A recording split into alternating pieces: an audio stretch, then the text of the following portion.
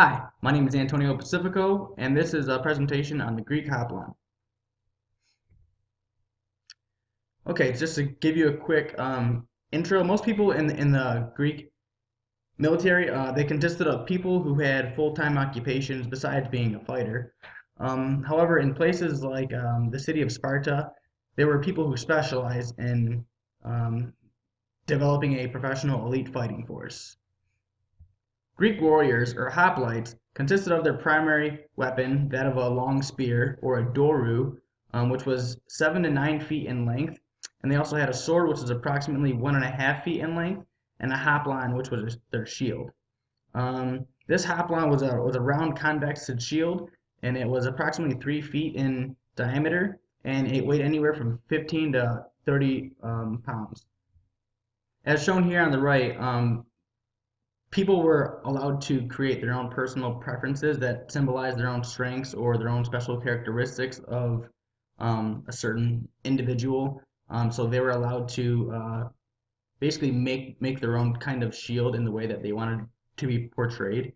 And these shields they had like a rounded inside with a flat build surface like around the edge, and it was designed to allow the soldiers to have it rest their shoulder inside of it for support.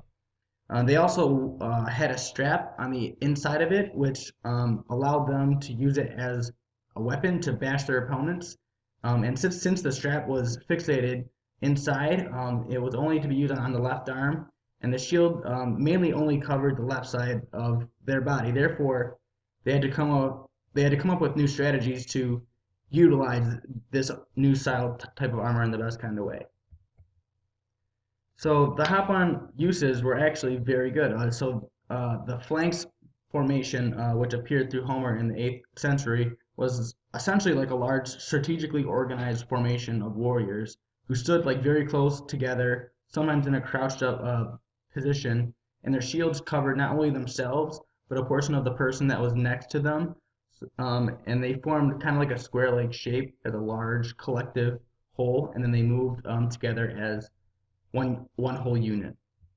The people in the first few rows would push towards their enemy, and individually they would push and then pull back and pull their shield back and reach forward with their spear to impale the other person.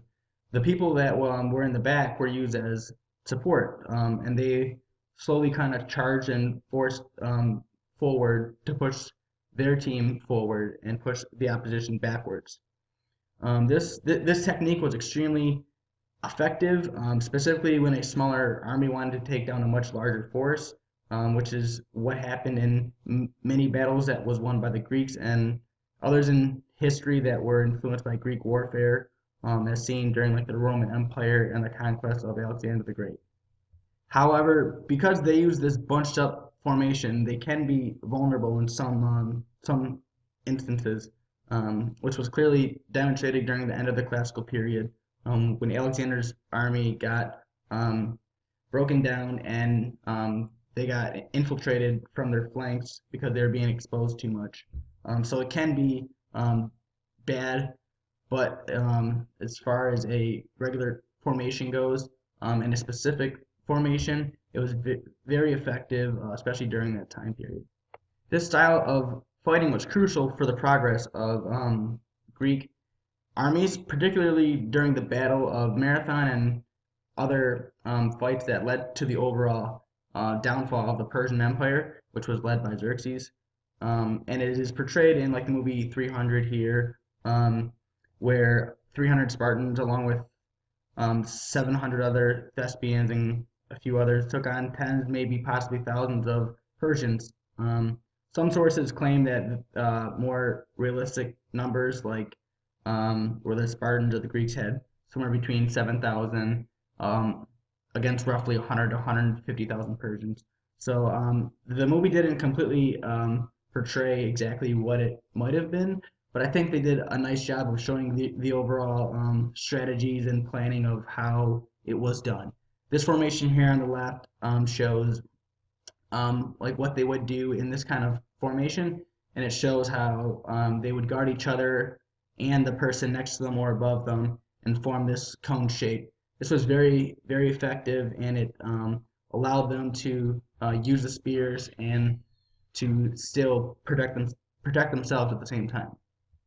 So all of this information and these like sources would not be possible without excavation sites, scripts, all the stuff that has been written down in documentation so that we can find it out.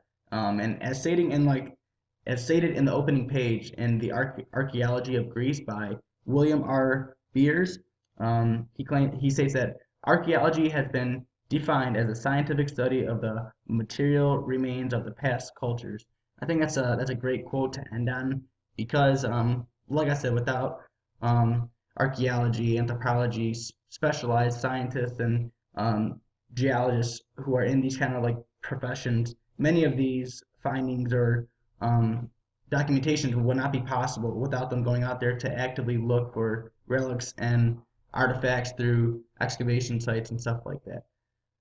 Um, this is my resources page, and I want to say thank you for listening to my presentation.